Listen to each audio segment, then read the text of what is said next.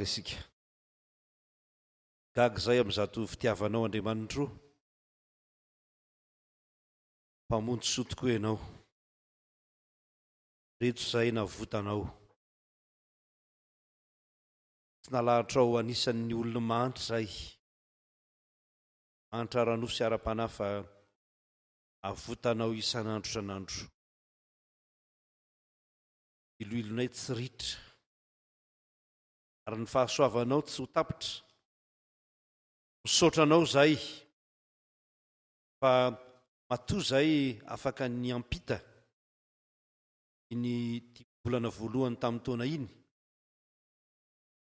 Etao ny fahasoavan'Andriamanitra izay nahatoy izao anay. Reto izay Tompo, ianao no rainay ary Jesosy Kristy ny mpamonjy anay. Tonga miankohaka eto anatrehanao izay, manome voninahitra anao, manaja anao, mitsaoka anao, Andriamanitra lehibe sy mahatahotra ianao. Ary nreto izay, tonga hanome voninahitra anao, tonga hiaino ny teninao, tonga anatitra ny tenanay, ho fanatitra velona, kasitrahana eo anatrehanao Andriamanitra. Manomezana sarobidy efa nomenao anay Jesosy Kristy, ary izany no mahatoy izao anay. Ho indro koa ny tenanay atolotray, ary izay anananay rehetra atolotray anao. Amin'ny anaran'i Jesosy Kristy Tomponay no angatahanay ho an'izao fanompoam-pivavahana izao.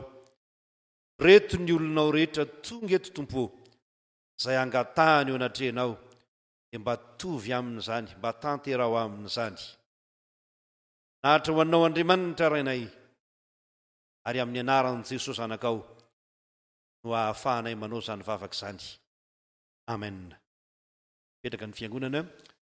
Fitaovana varavarana idiran'ireo havantsika izay mbola maniry ara-mivavaka amintsika. Teo ny zava-maneno ary rehefa vita izany dia misy avy hatrany ny fampianarana izay entin'ny sampana vokovoko manga.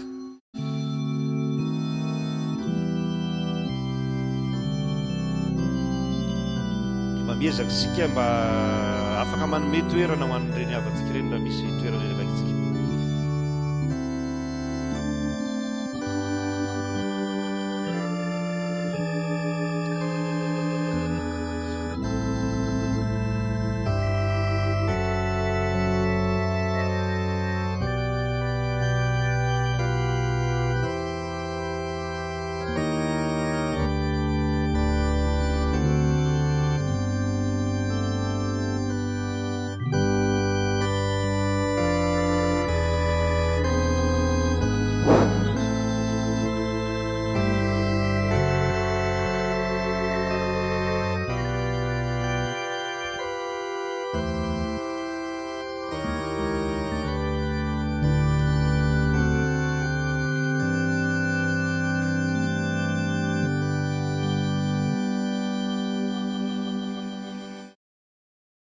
Dia mbola manonona ny fiadanan'ny Tompo ho amin'ny mpianakavin'ny finoana. Manasa ny sampana vokovoko manga mba hitsangana.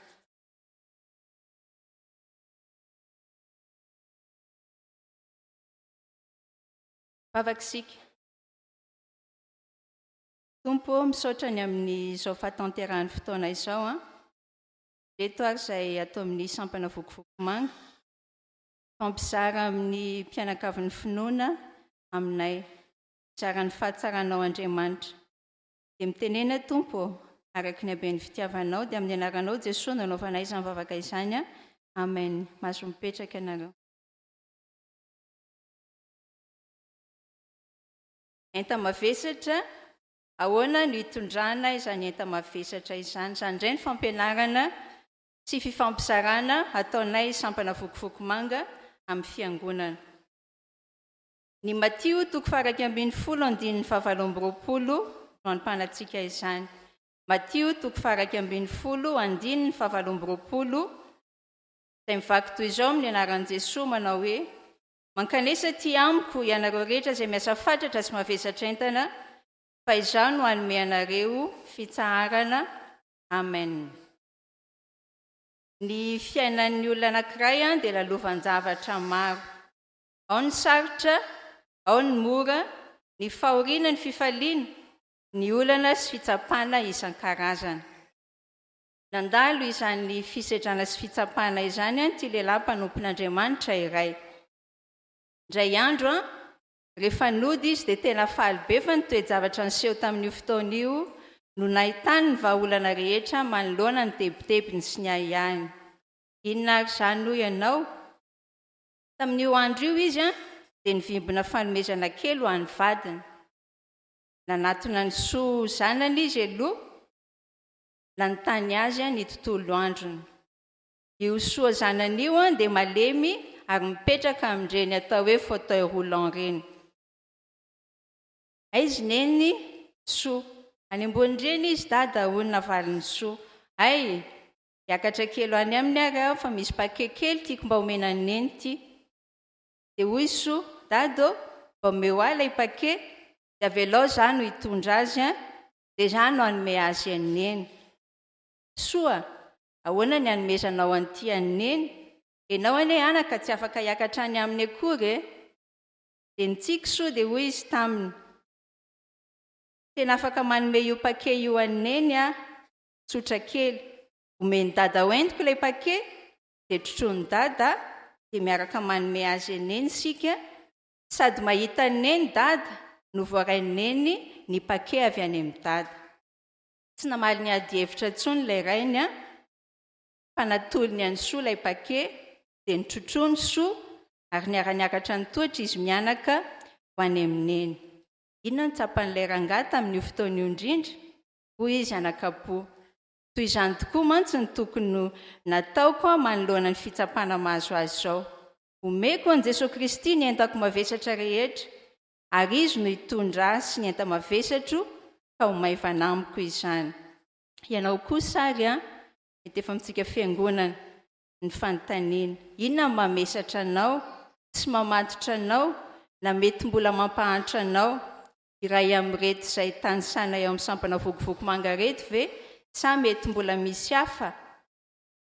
Manana ia, tifisiana asa rotam-piainana, ankiviana, arerahana, zanaka na vady maditra, vady, zanaka, ray na reny, iray tapoana olo-tiana mbola milomano ao anaty fisotroana, ao anaty fidorohana zava-mahadomelona na fisolokiana, sa koa aretina ve tatra no avy, fanginana noho ny fipetrahan-drery, sa finiavana ny teo tsara mandrakariva manoloana ny hafa, sa koa fiheverana ny tena ho bado na ilay hoe tsinitsinina eo amin'ny fiainana. Samy manana ny mamesatra azy sika tsirairay avy ary tsy mitovy ny lanjan'izy ireny. Mety ho maivana izy ireny, mety ho mavesatra, nefa araka ny fomba fijerintsika olombelona ihany izany. Saingy samy mety mavesatra avokoa izy ireny. Ahoana roy Petera manoloana izany? Apetraho aminy ny fanahinareo rehetra fa izy no miahy ianareo. Arak'izany dia tsy hoe anjavona tsy akory ilay enta mavesatra, fa kosa tsy ianao rery intsony no mitondra azy fa Jesosy Kristy.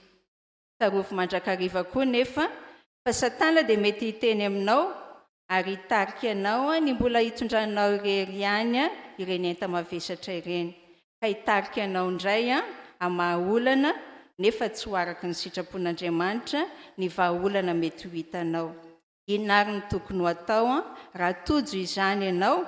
I Jakoba ny mamaly azy dia hoy izy hoe, ka dia maneken'Andriamanitra ianareo ary manoera ny devoly dia handositra anareo izy, izany hoe hoay amin'ny anaran'i Jesosy Satana fa tsy hanan-kery aminao izy. Ho anao ary izay mbola tsy tena zatra loatra mametraka an Jesosy ny enta mavesatrao, miantsoantso anao Jesosy Kristy. Mankanesa ty amiko ianareo izay miasa fatra sy mavesatra entany.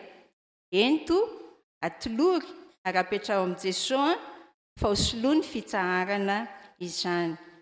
Finoana no angatahan'i Jesosy aminao, finoana no angatahan'i Jesosy amiko, toy ny finoany soa izany hoe toy ny finoany zaza ary koa fahatokiana.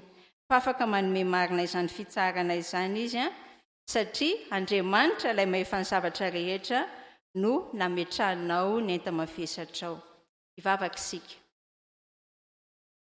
Jesosy Tompo, indreto ary izay mavesatra entana. tonononay manginao am-ponay ao tompo, ary atolotra ianao mba hoentinao izay tena mamesatra anay tsirairay avy fa tsy zakanay. Ampianaro izay tompo hahayankina aminao, tsy hitondra rery ny enta-mavesatra anay, satria ireny no mitondra fahantrana ho anay, tsy ara-nofy ihany para-panahy indrindra koa. Ampahirezo ary izahay manoloana ireny fitsapana maro ireny, mba ho mpandresy miaraka aminao, misaotra tompo, nanomezanao anay ny fitsarana ao aminao. Amen. Teo an'Andriamanitra irery ny voninahitra. Amen. Alohan'ny fivakan'ny tenin'Andriamanitra ny hira voalahatra, misy maro ao an-tsaha mitaraina ka entony jiro mba hakao.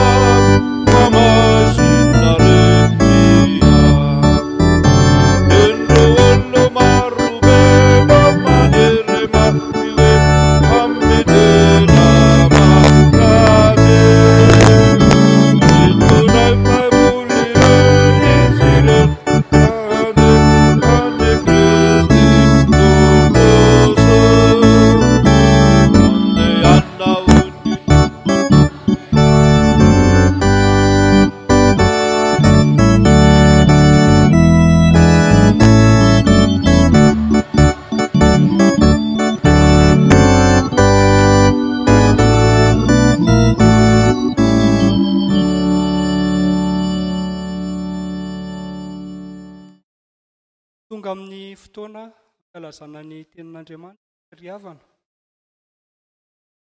Voalahatra ho vakiana ho an'ity andro anio ity, izay voasoratra ao amin'ny testamenta taloha, Mpanjaka faharoa, toko 14, andininy 1 ka hatramin'ny 17.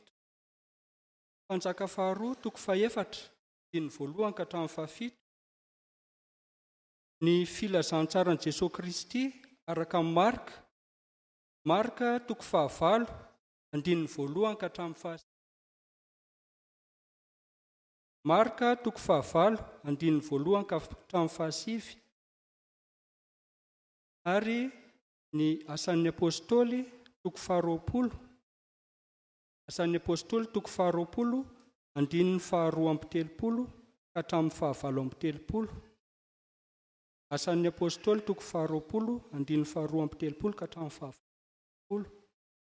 Mialohan'ny amakiana misesy ny tenin'Andriamanitra, dia andelo isika hangataka ny fitsilovan'ny fanahy masina, miaraka hivavaka isika ry havana. Endre ny hatsaranao sy ny haben'ny hamoram-ponao ry Andriamanitray. Fa indreto izahay vahoakanao, navelanao mbola ho tafavory eto amin'ny ity tranonao ity, eto amin'ny Salema vaovao, afaka hiaino sy andre ny teny sy ny hafatra avy aminao indray. Ny teninao izay ambaran'ny Ezekela mpaminany hoe: mamy toy ny tantely ao am-bavanay.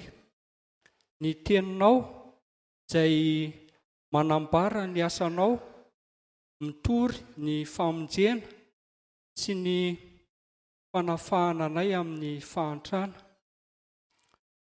Eny, tsy ahatanteraka tsara izany fampitana ny teninao sy ny fandraisan'izany teninao izany nefa izahay, raha tsy eo ny fomban'ny fanahinao masina.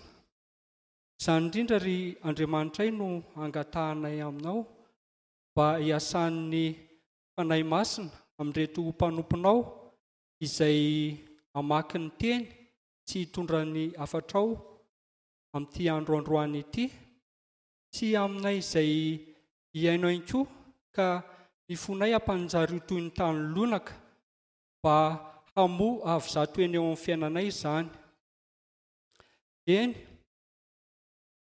Ampangino izay feo rehetra tsy avy aminao, fa aoka ny saina sy ny fo amam-panahinay mba hifantoka tanteraka amin'ny fandrenesana ny afatrao, amin'ny anaranao Jesosy Kristy Tompo no hanonana izany vavaka izany. Amen.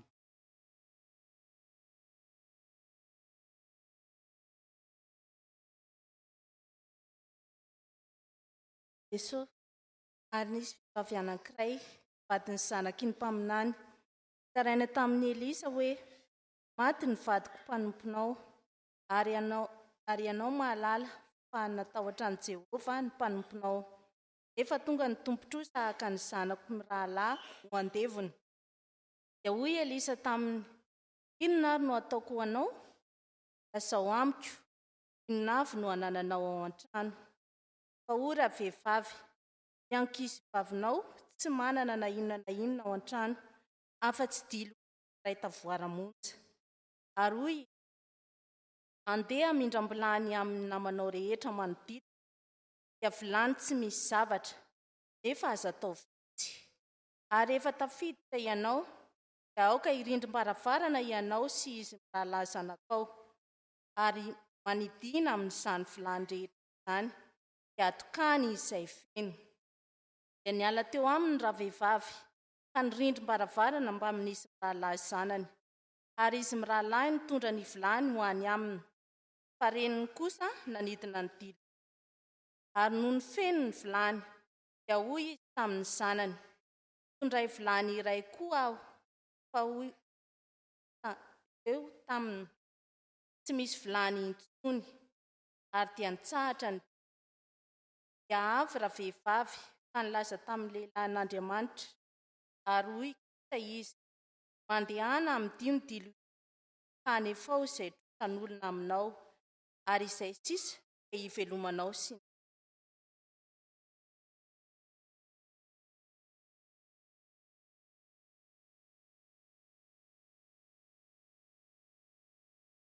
tamin'izay andro izany andro saka indray ny vahoaka teo hoany izy, dia nantsony Jesosy anatiny azy ny mpianany ka nilazany hoe, mahonena ahy ireo vahoaka, fahatelona izay no nitoerany taty amiko, sady tsy manako aniny izy. Koa raha ampidiko any an-tranony mbola tsy nihinana izy, dia ho reraka eny an-dalana, sady avy lavitra ny. Fa ny mpianany namaly azy hoe, aiza no ahazona mofo aty anefitra ahavoky reto olon-dreto? Ary izy nanontany azy hoe, tsy mofirana aminareo? Ary hoy izy ireo, 7. Dia nasainy nipetraka tamin'ny tany ny vahoaka, ary dia nandray ny mofo 7 izy. Ka rehefa nisaotra, dia novakiny ka natolo ny mpianany mba harosony. Dia narosony teny anoloan'ny ny vahoaka izany. Ary nisy azandrano madinika vitsy teo aminy. Ka rehefa nanaovan'i Jesosy fisaorana ireo, dia nasainy naroso teny anoloany koa, ary nihinana ny olona ka dia voky, ary nangony ny sombotsombony sisa tsy lany, ka nisy ary tokony ho 4,000 dia nampody.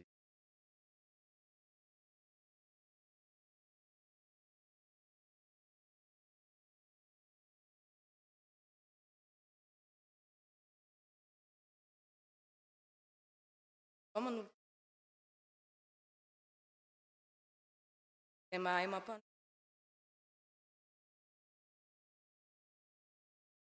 izy vola fotsy lambano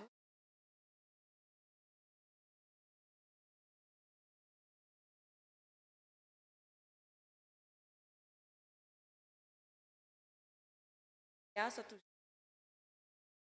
antrano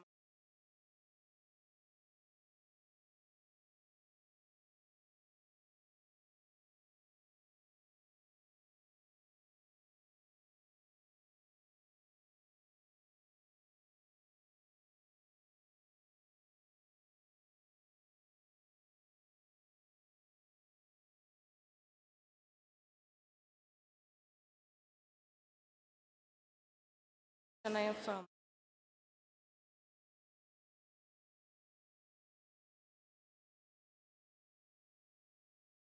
Iara-mitsangansika tena ny afatra avy amin'ny toroteny.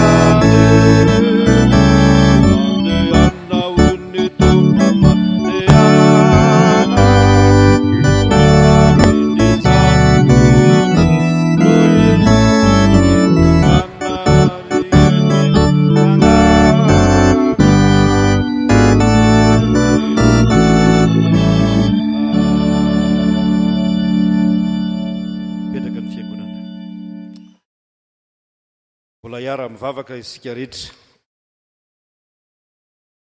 mampijoro, mampitsangana, anay mpanomponao ianao, anafaka ny manitra, ary izay koa dia ho afahanao amin'ny fahantrana.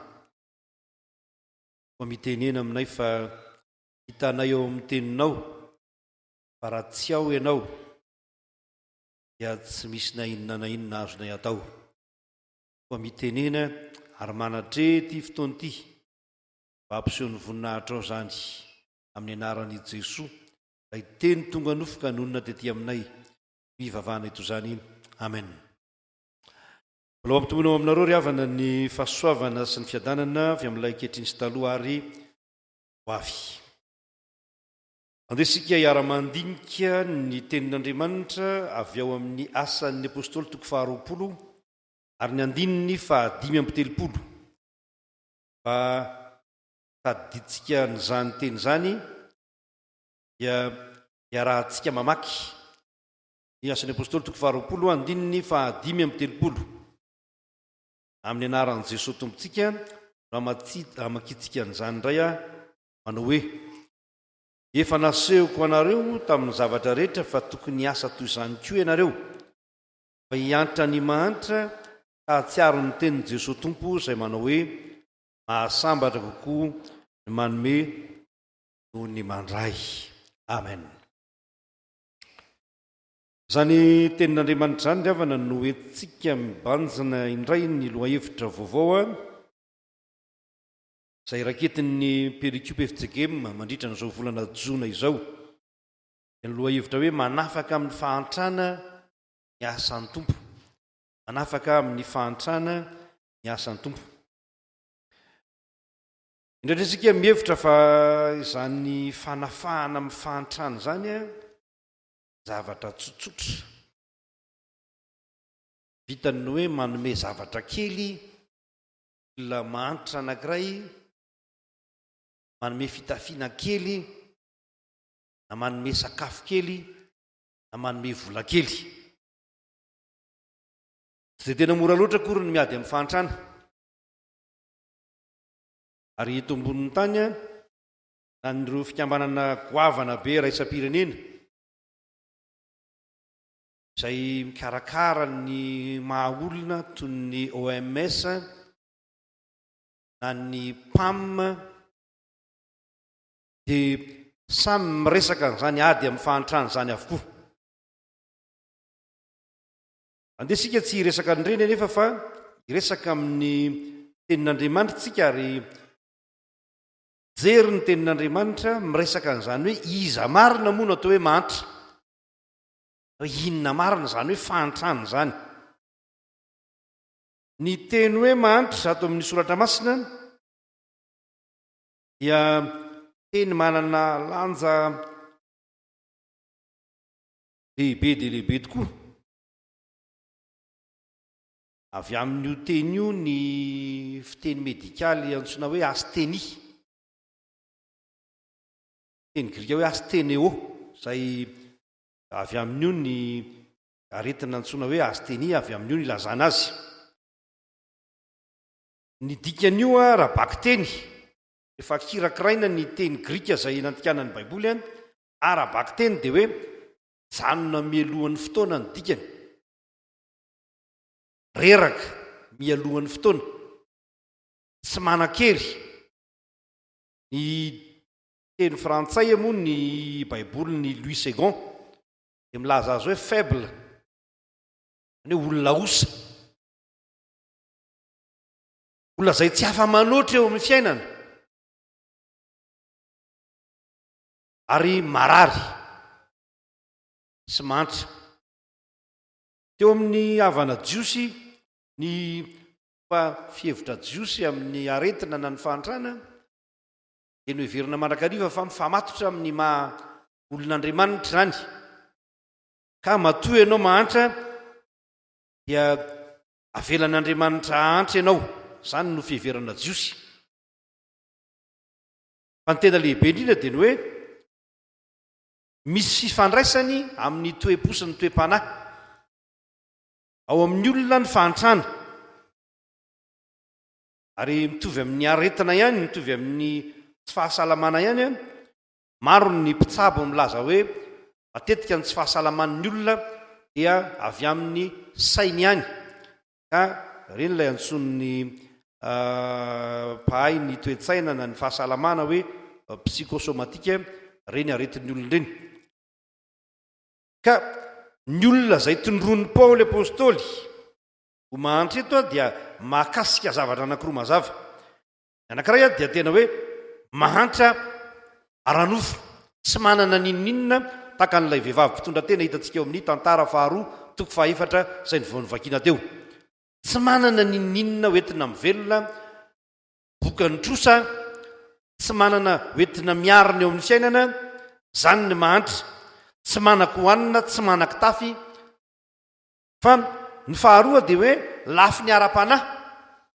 Lafy ny ara-panahy dia ny hoe ny olona tsy manana n'Andriamanitra, tsy manana ny tompo, tsy manana ny fivavahany, ary mijanona ho jentilisa eo amin'ny fiainany, ka tonga mahantra ara-panahy, tsy manana na inoninona tenaina. Ary zay no nahatonga ny mpandinika anankiray ny laza teto Madagasikara hoe any amin'ny toerana sasany dia tsara tarehy ny fasana.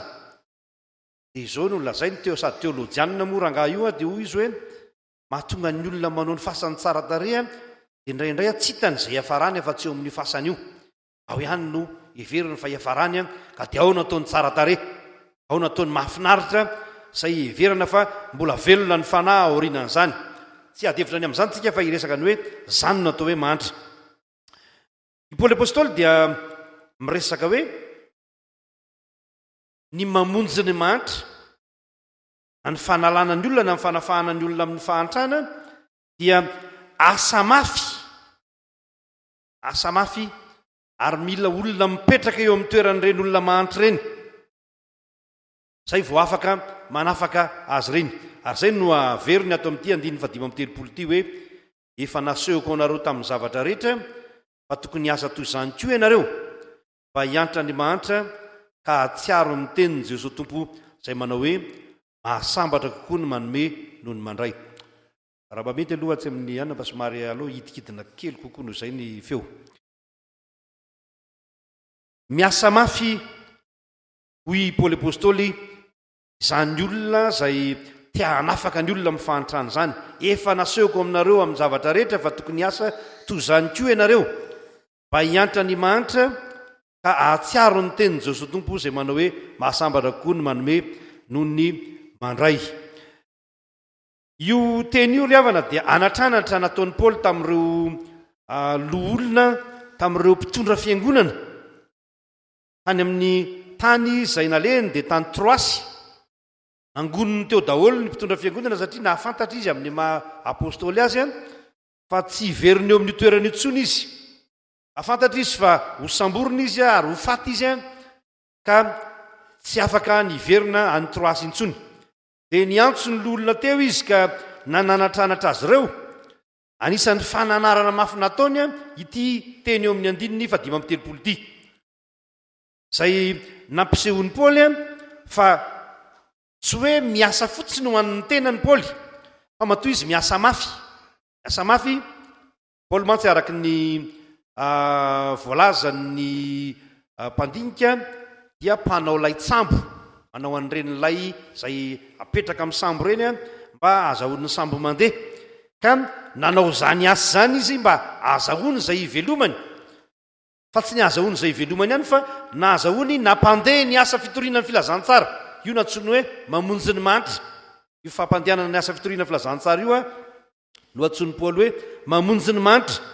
Ka rehefa miresaka hoe miasa mafy Paoly ny teny tena dika teny marina avy eo amin'ny Baiboly dia ny hoe tena nijaly sy nitomany, mandotratra, domina mihitsy ny tratra ao amin'izany asa zany. Tsy asa moramora zany, asa izay nataon'ny Paoly zany mba hampandehanana ny asa fitoriana filazantsara izay nataony. Satria fantatsika fa raha nisy apôstôly nitety tany maro dia i Paoly ny tena nanao an'izany fitetezana tany maro be zany ho fitoriana ny filazantsara ny Jesosy Kristy tompontsika. Koa voatery ny asa tamin'ny tanana izy, tsy niandry olona, tsy nitsiritra zavatr'olona, tsy nitsiritra fitafian'olona na volamenan'olona na vola fotsin'olona zany hoe tsy nitsiritra ny vola eny am-pialantanan'olona izy fa niasa tamin'ny tanany mba hampandehanana zany asa fitoriana ny filazantsara zany ary ny teny grika hoe kopto zay avy amin'ny io ny teny hoe coupe zany hoe sahala amin'ny olona manapa-tanana mihitsy sahala amin'ny olona mandratra tena sahala amin'izany mihitsy no nataon'ny Paoly tena toy ny hoe mivotsitra ny tanana tamin'izany asa zany mba azahoana mampandeha ny fitoriana ny filazantsara. Tsy misy olona tsy miasa mafy ry havana malalaka manantena vokatra. Tsy misy olona zay tsy misasatra kanefa dia miandry ny vokatra fa misasatra avokoa. Ary ity teny ity hoe miasa, izaho koa dia niasa tamin'ny tanako mba hiantra ny mantra, dia tena milaza ihany koa tsy ny hoe asa tanana ihany izay nataon'ny Paoly fa milaza ihany koa ny hoe tena niasa mafy Paoly nanova ny fiainany Jesosy Kristy ka izy koa dia tena nandiny tena ny hevitra ny tenany izy nandotratra mihitsy ny bebaka zany ny dikan'io teny iny koa hoe tena ny bebaka izy ka ny fibebahany dia mivadika ho asa. Eto ary havana te hanazava amintsika hoe ny fibebahana tsy mahatonga olona anankiray ho malaina, tsy mahatonga olona anankiray miandry fotsiny, fa ny fibebahana marina dia mahatonga olona ho mahery ary ho afaka mampahery ny hafa. Ny asa mafy natao dia misy vokatra tsara ka azahoana manampy ny hafa. Ary izay no lazain'ny tompo amin'ny Petera ao amin'ny Luka 2:20 andeha mba hiaraka mijery an'io tsika Luka 2:20 andininy 2:30 Luka 2:20 andininy 2:30 tapany faharoa. Efa zao mangataka ho anao mba tsy ho levona ny finoanao amin'ny anaran'i Jesosy nao makitsika ny tapany faharoa manao hoe Luka 2:20 andininy 2:30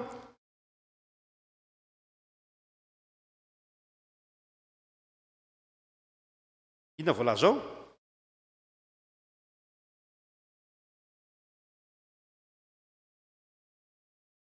rehefa mibebaka ianao dia ampaherezo ny rahalahinao hoe manafaka ny mantra tompoko tsy raharahan'ny olona tsy mbola mibebaka zany, tsy raharahan'ny olona zay tsy mbola niova fo zany, tsy raharahan'ny olona izay tsy miasa ho an'ny filazantsara zany fa miasa ho an'ny filazantsara tsika. Ary zany no azahoana manafaka amin'ny mantra, tsy afaka mipetraka eo amin'ny toeran'ny olona mantra tsika raha tsy efa teo isika, raha tsy efa niala teo isika, raha tsy efa no ahafahan'ny tompoko isika. Ary ny dikan'ity teny zay hoe miantra, io teny hoe miantra io mantsy raindray tsotra kely ny fandraisantsika azy hoe misainto kely tsika mahita.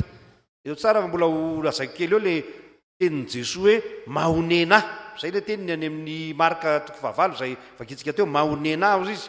Fa ny teny hoe miantra dikan'io arabaky teny dia hoe mipetraka eo amin'ny toerany, zany hoe ny olona miantra dia mipetraka eo amin'ny toeran'ny mantra ianao, mandray ny toeran'ny mantra ianao, zany ny dikany hoe miantra. Ka ny olona dia ny olona mpanompon'Andriamanitra tia hanafaka ny mantra dia miasa mafy mba azahoana mipetraka eo amin'ny toerana zany ny olona mantra zany azahoana manome. Ny tenin'i Jesosy hoe mahonena moa dia ny dikan'ny arabaky teny ao amin'ilay Marka 9 vakitsika teo dia hoe mampietsika ny ao anatiko. Zay ny dikan'ilay hoe mahonena, zany hoe mampietsika ny ao anatiko. Ny Hebreo rehefa mihevitra n'izany hoe olona honena, olona mitsetry zany tsy lay miteny aty ivelany kely le hoe ndry mampalahelo reto olona reto, fa ny Hebreo rehefa mihevitra n'izany dia mihevitra izy fa mietsika daholo ny ao anatiny ao. Ary zay no mahatonga ny Salamy 7:1 miteny hoe misaoran'i Jehovah rehefa nahiko izy ary zay rehetra atao anatiko misaora ny anarany masina. Ka i Jesosy honenany olona io dia tena mietsika mihitsy ny ao anatiny, zany hoe ny momba azy rehetra mihitsy. Sarotra ry havana malala ny manafaka olona amin'ny fahantrana ara-nofo sy ara-panahy, indrindra fa ara-panahy. Raha tsy olona tia olona ianao ary tsy fitiavana olona fotsiny hoe mahafinaritra ny olona dia tianao izy, fa tena miantra mipetraka eo amin'ny toerana ianao ary ny ao anatinao ao mihitsy no mietsika, ny fonao mihitsy no mietsika ka ahafahanao manao zavatra ho an'ny mantra. Ary zany no asa fanafahana ny mantra tompoko, zany no asa fanafahana ny mantra, ny manitra lazaintsika dia ao ny tsy manako hoanina ny tsy manako tafy fa ao koa ny tsy manana an'andriamanitra ka tonga manitra, ao ny tsy mahalala an'andriamanitra, ao ny manjey ny andro lava ka mandeha atseroa mivezivezy mitety fivavahana mitety fiangonana kanefa dia tsy mahita an'andriamanitra fa mahita olombelona tahaka azy ihany ary dia tsy afaka amin'ny fahazaran-dratsy, tsy afaka amin'ny fiainana mamatotra, tsy afaka amin'ny fahotana maro samihafa zay fanao ka mila fanafahany reny olon'ireny, mila fanafahany reny. Ary tsika malagasy ravana malala tsy mahamenatra milaza hoe ny any ivelany moa no miresaka hoe indray ny tena mampahantra antsika dia ny toetsaina. Toetsaina misy olona indray rehefa hoe mahantra dia maloto ihany koa. Misy rano ary eo akaikinao dia maloto koa izy satria fa maninona maloto ny akanjonao, maninona maloto ny tongotrao. Ka zay nge mahantra zay mahantrako, zay nga tahaka anareo, zay nga tahaka anareo. Dia le toetsaina mihitsy indray no mampahantra. Sahala mampisy ny embouteillage ihany io. Misy ny embouteillage satria misy tsy manara-dalàna eny lalana rehetrarehetra eny, mibahandalana, mibahana eny amin'ny areny bus, ny taxi be, ny taxi manao ny ataony, ny olon-tsotra manao ny ataony, dia zay toetsaina zay no mahatonga embouteillage dia very ny vola, very ny fotoana, very daholo zay tsy tokony ho very rehetra ao anatin'izay. Ka mila manana an'Andriamanitra ny olona zay vao afaka mifantrana, ary ny olona manafaka ny olona mifantrana dia tsy maintsy olona manana an'Andriamanitra. Fa tsy afaka hanafaka olona mifantrana ianao, tsy misy fiangonana afaka manala olona mifantrana nefa izy tsy manana an'Andriamanitra. Zay voalohany. Ny faharoa sady farany dia zao: ny fanafahana mifantrana dia mitaky fanolorana, taky fanolorana. Zany hoe taky olona mahay manome. Ndehantsika satria zany moa no tena foto-kevitsika protestanta dia ny hoe ny tenin'Andriamanitra irery ihany ary io no manazava ny tenin'Andriamanitra omban'ny fanahy masina izay mampahery antsika. Ndehantsika tsy tady hevitra fa ny avy eo amin'ny soratra masina ihany. Ka ny foto-tenin'ity teny hoe manome ty eo amin'ny teny fototra, teny hoe didime, zay moa ny hoe manome. Fa ny foto-teny dia hoe disy, le hoe disy io ny dikany dia hoe mamerina indroa. Zany hoe mamerina zavatra indroa, mampitombo zany ny dikany. Hitantsika ilay tantara mpanjaka faharoa toko fahefatra teo fa asa anankiray nataon'ny mpaminany Elisa ny hoe nampitombo ny diloilon'ilay manantena na ilay mpitondra tena, ilay vehivavy maty vady izay bokatrosan'olona izy. Ary Jesosy Kristy eo amin'ny marika toko fahavalo izay mivakitsika teo dia nampitombo ny mofo vitsikely mba ahavoky ny olona 4,000. Ny tena fanafahana olona amin'ny fahantrana zany dia ny fampitomboana. Fampitomboana ny olona amin'ny finoana, ny fampitomboana ny olona amin'izay kely ananany, satria mety manana kely ihany ny olona tahaka an'izay hitantsika eo amin'ny soratra masina reto ka ireny kely ireny no mampitomboiny. Fa zay mahavatra mitsipona hoy ny soratra masina dia zany no mampitombo, ary zany ny olona mety manankareny. Ka ninona moa no tsiponina ao anatin'izany dia ny hoe zay zavatra kely eny ampelantananao no ampitomboana mandeha amin'ny fahamarinana koa ny dikan'izany, mandeha amin'ny fahamarinana. Teto Elisa tsy nanoro an'ilay vehivavy hoe mandehana mangataka any amin'ny olona ianao na mandehana alaovy daholo ny vilanin'olona rehetra, fa ozy mandehana mindrana, mandehana mindrana. Zany efa teolojia ny toekarena io, fampandrosoana, teolojia biblika ny fampandrosoana io. Mandehana mindrana ozy, za tsy miteny hoe mandehana mindrana ianao, fa hoe mandehana mindrana vilany, ary afaro ao anatin'ny vilany ny menaka zay nadiloilo kely izay anananao. Nanontany Jesosy rehefa nahitan'ny olona 4,000 izy, mahonena reto olon-dreto ve dia avelako hody fotsiny amin'izao? Inona ngano any aminareo any? Dia misy mofo 7 atao aminay, misy dikany le hoe mofo 7. Zany ataony hoe 7. Io 7 ao amin'ny soratra masina dia isa zay mifandray amin'Andriamanitra io. Laza ny prezansa an'Andriamanitra. Ary rehefa nandray an'izany mofo 7 zany Jesosy dia nivavaka, nisaotra an'Andriamanitra. Zany hoe ny fampitomboana, zany hoe ny fampandrosoana dia tsy vita raha tsy miaraka amin'Andriamanitra, raha tsy misy fisaorana an'Andriamanitra ao anatin'izany fampitomboana zany. Fa rehefa tsy mahay misaotra an'Andriamanitra ny olona, rehefa nandray avy tamin'Andriamanitra, rehefa notahian'Andriamanitra, satria zany koa ny dikany teny hoe didime. Ny didime dia hoe fitahiana koa ny dikany. Rehefa notahian'Andriamanitra ny olona manome dia tsy mahay misaotra an'andriamanitra dia miena eo toerana ihany izay anananao ary tsy afaka anomeny hafa ianao rehefa tsy manana raha teo. Ka ity tenin'ny Jesosy ity zany tena ao amin'ny Marka 7 ity zavatra nataon'i Jesosy ity dia tena milaza amintsika hoe ny olona manolotra dia olona mampitombo ary pratika anankiray le hoe mamerin'indro ny dikany, mamerin'indro ny dikany le hoe fototenin'ny manome. Ka ny manome zany ny manafaka ny manitra tsy vitany hoe manome kely zavatra indray mandeha hoe inona ianareo tala amin'ny mpangataka eny amoron-dalana dia inona ianao samy miala tsy misy tsisy akoatr'izay zay tsy manana tsony fa io zany dia milaza asa mitohy asambatra koa manome dia niezaka nanarakarana ny gramera grika momban'izy io fa tena asa mitohy tokoa no atao amin'ny fanomezana, asa mitombo an-dalana, asa mitombo an-dalana, mitombo ny fanafahana ny manitra, mitombo ny asa amin'izany fanafahana ny manitra zany ary inona moa ny tena fanafahana ny manitra? Ny tena fanafahana amin'ny manitra nge dia ny fitondrana azy ao amin'ilay manakare-pahasoavana ao amin'ny Jesosy Kristy, ilay mpamonjy. Ary ny dikany teny hoe mpamonjy, so tsika diso-hevitra ary diso-hevitra indray ny fiangonana mieritreritra hoe ny dikany hoe mpamonjy dia mamonjy ara-panahy, mamonjy amin'ny fahotana. Eny marina tokoa zany, fa ilay mpamonjy rehefa manafaka ny olona amin'ny fahotany dia manafaka ny olona izay mifatotra ihany koa, manafaka ny olona izay afatotry ny trosa, afatotry ny fahasairanana, afatotry ny fahasairanana samihafa, ny tsy fananana, ny tsy fisiana. Ary jereo tsara fa rehefa misy olona tena mandray an'Andriamanitra, tena nandray ny filazantsara, dia omen'Andriamanitra hevitra zany olona zany, ahita lalana mba ahafahana amin'ny fahantrana izay mangeja azy ary dia mitobaka ny fitahiana. Ary zany ny dikany teny hoe sambatra ozy izy ny manome, sambatra ny manome zany hoe tahina ny manome, omena fahasoavana ny manome.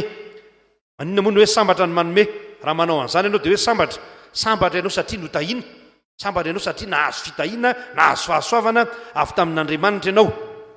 Dia afaka malala mila fanoloran-tena be ny fanafahana amin'ny fahantrana. Voalohany ianao mihitsy mila afaka amin'izany fahantrana zany. Ary ny tena fahantrana dia ny tsy fananana an'Andriamanitra, ny tsy fisian'Andriamanitra eo amin'ny fiainan'ny tena, ny tsy fananana fanantenana. Taka nyity vehivavy tao amin'ny tantara faharotoko faefatra ity, fantatrao fa efa maty ny vadiko, ary zao dia alain'ny tompotrosa indray ny zanako lahy anankiroa, avonjeo tsy tantsony izay ale. Fa ny olona tena mahay miala amin'ny fahantrana sy manala ny olona amin'ny fahantrana dia mitodika amin'Andriamanitra, fa tsy misy olona afaka mampitombo ny eny am-pelantanany raha tsy tahian'Andriamanitra izy. Na ianao zao tsy afaka ny ampitomboka izay kely eny am-pelantananao ianao raha tsy ao ny fitahian'Andriamanitra. Koa mahereza ry havana malala, alao hery fa asa mafy nomen'Andriamanitra ny fiangonana no manafaka ny olona amin'ny fahantrana.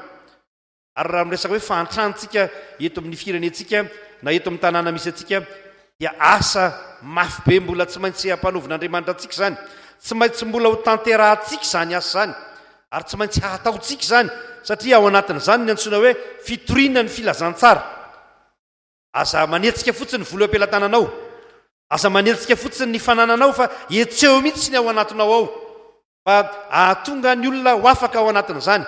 Vao omaly ny ofana teto amin'ny fiangonana ny amin'ny hoe fitoriana ny filazantsara ho an'ny tanàna misy atsika, misy fifanana mikasika an'izany teto amin'ny fiangonana ho an'ireo tompona ndraiky teto amin'ny fiangonana.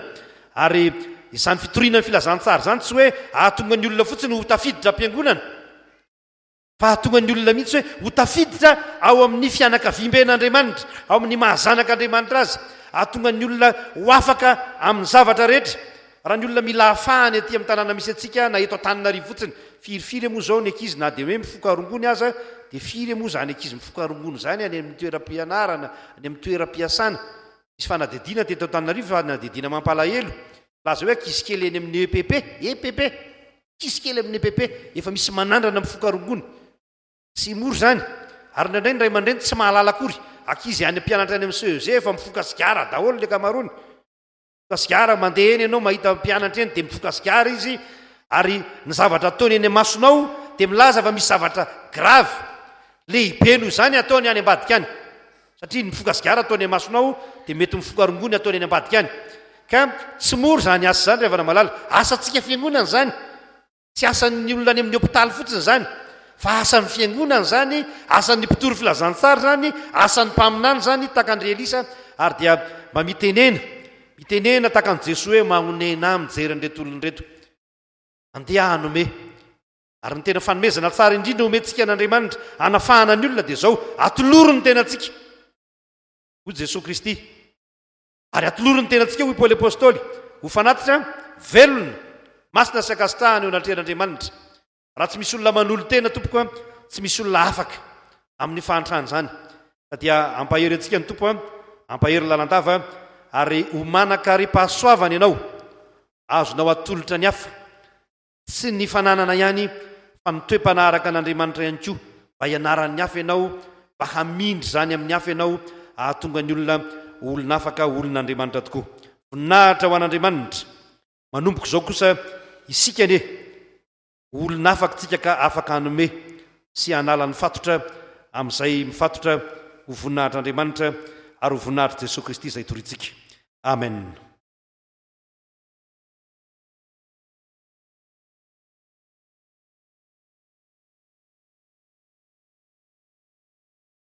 Vavaka tsika ariavana andriamanitro renay tsara zany teninao zany andritra ny 5 minitra zay ny aino ny afatra avy aminao laza aminay fa mila miasa mafy mandotratra miezaka ary mibebaka indrindraindrindra ho afaka manafaka ny hafa amin'ny fahantrana isy olo-mahantra ihany koa zay voagejam-pahotana ary na dia ny tenanay aza tsy hitanay zay alendra indray hoe aiza no hanafaka anay fa voafatotra tanteraka izay voageja ny fiainanay sahirana izay amin'ny lafiny rehetra fantatray anefa fa honenanay ianao anefa fantatray koa fa mahatoy zay tahaka izany dia ny fahotanay no mahatoy izany anay koa mibebaka aminao zay tompo mifona ny romanalina eto anatrehanao zay esory aminay ny fahotanay zay mampahantra anay esory aminay ny fahotanay zay mahatonga anay tsy ho afaka manolo tena ho an'ny hafa esory amin'izay mamatotra anay zay afao ny fianakavianay afao ny ankonanay marobe aminay tompo no manana ankonana manana zanaka vady ray aman-dreny voafatotro ny zava-mahamamo ny zava-mahadomelona ka mamono vady mamono zanaka ny zanaka zay tsy mety mivavaka fa midoroka zava-mahadomelona marobe aminay ny voafatotra eo amin'ny fitondrantena tsy mendrika rehetra mbola mpiteny ratsy nefa olon'andriamanitra mbola mpifosa olona kanefa mpanompon'andriamanitra fonana aminao zany tompo ary angatah-pamelana amin'izao andro fandraisana izao ary ndreto izay samy mibebaka amin'ny fahotana avy tsy manondro ny hafa homeloka fa manondro tena homeloka izay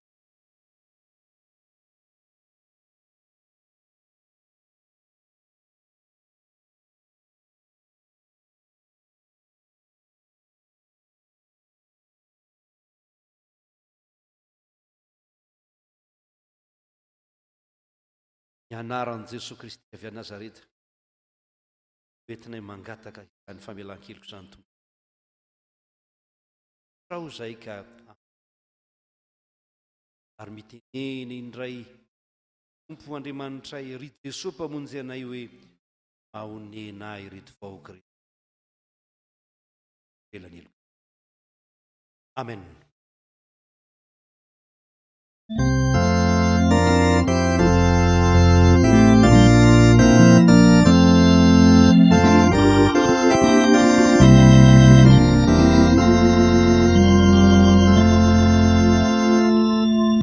No, no,